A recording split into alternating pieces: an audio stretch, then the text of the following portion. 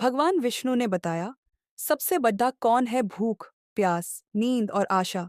दोस्तों, स्वागत है आपका हमारे चैनल नेहू स्टोरी टीवी में। तो दोस्तों, एक दिन महर्षि नारद जी अपने प्रिय भगवान विष्णु के धाम वैकुंठ में पहुंचे। वहां उन्होंने भगवान विष्णु को प्रणाम किया और कहा, प्रभु, मैंने संसार में अनेक प्रकार के अनुभव किए हैं, लेकिन मेरे मन में एक प्रश्न उठ रहा है।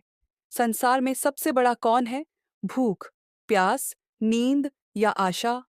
भगवान विष्णु मुस्कुराए और बोले, इस प्रश्न का उत्तर अनुभव से ही मिल सकता है। नारद, तुम स्वयं जाकर इसका उत्तर खोजो। जब तुम्हें उत्तर मिल जाए, तब मेरे पास लौट आना। नारद जी को इस उत्तर से संतोष नहीं हुआ, लेकिन वे भगवान की आज्ञा का पालन करते हुए पृथ्वी पर भ्रमण करने के लिए निकल पड़े। भगवान विष्णु ने उनकी परीक्षा लेने के लिए एक लीला रची और नारद जी को 4 महत्वपूर्ण अनुभवों से गुजरना पड़ा। नारद जी चलते चलते एक घने जंगल में पहुंचे। वहां उन्होंने देखा कि एक हिरण बहुत ही दुर्बल अवस्था में पड़ा था। वह इतना कमजोर था कि ठीक से खड़ा भी नहीं हो पा रहा था। पास ही एक भूखा शेर बैठा था, लेकिन वह भी इतना कमजोर था कि शिकार करने की शक्ति नहीं थी। नारद जी को यह देखकर आश्चर्य हुआ। उन्होंने हिरण से पूछा, वत्स, तुम यहाँ इस तरह क्यों पड़े हो? हिरण ने दुखी स्वर में उत्तर दिया, मुझे कई दिनों से भोजन नहीं मिला। भूख इतनी बढ़ गई है कि अब मेरे पैरों में ताकत ही नहीं रही। अगर मैं भाग सकता तो इस शेर से बच जाता, लेकिन भूख ने मुझे इतना कमजोर कर दिया कि अब मेरी मृत्यु निश्चित है। शेर भी कराते हुए बोला, मैं भी कई दिनों से भूखा हूं। मुझे हिरण का मांस चाहिए, लेकिन मैं इतना दुर्बल हो चुका हूं कि इसे मार नहीं सकता। भूख ने मेरी सारी शक्ति छीन ली है।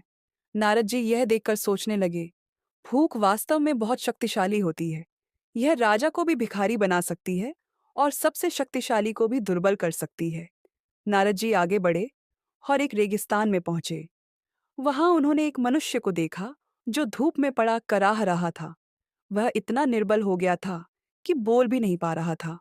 नारद जी ने उससे पूछा, तुम्हारी ये हालत कैसे हुई? मनुष्य ने कठिनाई से उत्तर दिया, मैं कई दिनों से इस रेगिस्तान में भटक रहा हूं। एक बूंद पानी के बिना मेरा शरीर जलने लगा है। मुझे सोना, धन, यहाँ तक कि भोजन भी नहीं चाहिए। बस एक घूंट पानी चाहिए जिससे मैं जीवित रह सकूं। तभी वहां से एक राजा गुजरा। उसके पास एक घड़ा पानी था। प्यासे व्यक्ति ने राजा से प्रार्थना की, हे राजन, कृपा करके मुझे बस थोड़ा सा पानी दे दीजिए। राजा ने कहा, अगर मैं तुम्हें यह पानी दूं तो तुम मुझे क्या दोगे? मनुष्य ने उत्तर दिया, मेरे पास देने के लिए कुछ नहीं है, लेकिन मैं अपनी पूरी संपत्ति भी तुम्हें देने को तैयार हूं। बस मुझे यह पानी दे दो। राजा ने कहा, अगर मैं तुम्हें पूरा घड़ा दे दूं तो तुम मुझे क्या दोगे? व्यक्ति ने रोते हुए कहा, अगर तुम पूरा घड़ा दे दोगे तो मैं अपना पूरा राज्य तक त्याग सकता हूं। यह सुनकर नारद जी को समझ आया कि प्यास भी उतनी ही बलवान होती है जितनी भूख। यह व्यक्ति अपनी पूरी संपत्ति और राज्य तक छोड़ने को तैयार हो गया, बस एक घूंट पानी के लिए। अब नारद जी आगे बढ़े और एक नगर में पहुंचे। वहां एक राजा का महल था। राजा युद्ध से लौटा था और अपने सैनिकों को पहरा देने का आदेश देकर स्वयं शयन कक्ष में चला गया।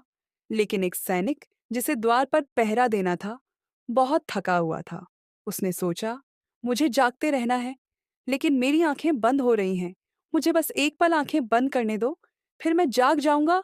जैसे ही उसने आंखें बंद की, शत्रु सैनिकों ने महल पर हमला कर दिया। महल के द्वार को तोड़कर वे भीतर घुस गए और राजा को बंदी बना लिया। जब सैनिक जागा तो उसने देखा कि पूरा राज्य नष्ट हो चुका था। वह रोते हुए बोला, मेरी बस कुछ क्षण की नींद ने सब कुछ नष्ट कर दिया। नारद जी ने यह देखकर सोचा, नींद भी बहुत बड़ी शक्ति है। यह किसी को भी अपने वश में कर सकती है और एक क्षण की चूक भी जीवन का सर्वनाश कर सकती है। अब नारद जी एक गांव में पहुंचे। वहां उन्होंने एक बूढ़े किसान को देखा जो बहुत मेहनत से पेड़ लगा रहा था। नारद जी ने पूछा, बाबा, आपकी उम्र तो बहुत हो चुकी है, फिर भी आप यह पेड़ क्यों लगा रहे हैं? आपको तो इसका फल भी नहीं मिलेगा। बूढ़ा मुस्कुराकर बोला, वत्स, मैंने अपने पूर्वजों द्वारा लगाए पेड़ों के फल खाए हैं। यदि वे अपनी मृत्यु की चिंता करते तो हमें फल न मिलते। अब मेरी आशा है कि मेरे बाद की पीढ़ियां इन पेड़ों के फल खाएंगी? यह संसार आशा पर ही टिका है। नारद जी को यह सुनकर एहसास हुआ कि आशा सबसे बड़ी शक्ति है। भूख, प्यास और नींद केवल शारीरिक आवश्यकता है, लेकिन आशा ही जीवन को आगे बढ़ाती है। नारद जी वैकुंठ लौटे और भगवान विष्णु से बोले, प्रभु, मैंने चारों का अनुभव किया। भूख, प्यास और नींद बहुत शक्तिशाली हैं, लेकिन सबसे बड़ी शक्ति आशा है। आशा ही हमें भूख सहने की, प्यास झेलने की और नींद को त्यागने की शक्ति देती है। जब तक आशा है, तब तक मनुष्य जीवन जीता है। भगवान विष्णु मुस्कुराए और बोले, ठीक कहा नारद, भूख, प्यास और नींद शक्तिशाली हैं, लेकिन यदि किसी के पास आशा है, तो वह इन सब से लड़ सकता है। आशा ही संसार को चलाती है। कहानी से शिक्षा: भूख और प्यास हमें कमजोर बना सकती है, लेकिन वे अस्थायी होती हैं। नींद अपरिहार्य है, लेकिन यदि समय पर न संभला जाए तो यह बड़ा नुकसान कर सकती है। आशा सबसे बड़ी होती है, क्योंकि यह हमें हर कठिनाई से लड़ने की शक्ति देती है। इसलिए जीवन में कभी भी आशा मत छोड़ो